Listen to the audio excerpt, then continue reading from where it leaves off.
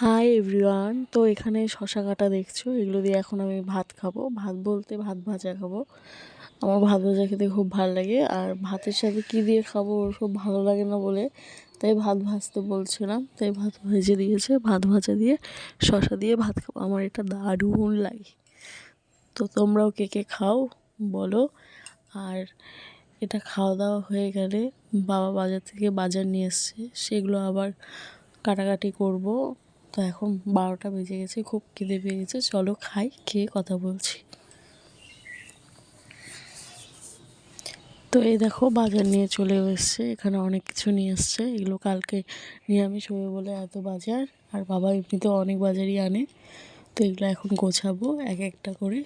এগুলো গোছাতে গোছাতে প্রায় 2টো বাজবে আমার, কারণ বাছতে হবে। এই যে এখানে ধনেপাতা বাছলাম, এগুলো সব ডালিতে তুললাম। আর দেখো বাছাগুলো জিনিস দেখতে কত তাড়াতাড়ি সময় লাগে না, হ্যাঁ, কিন্তু এই বাছতে যে কতক্ষণ লাগলো। চলো টাটা।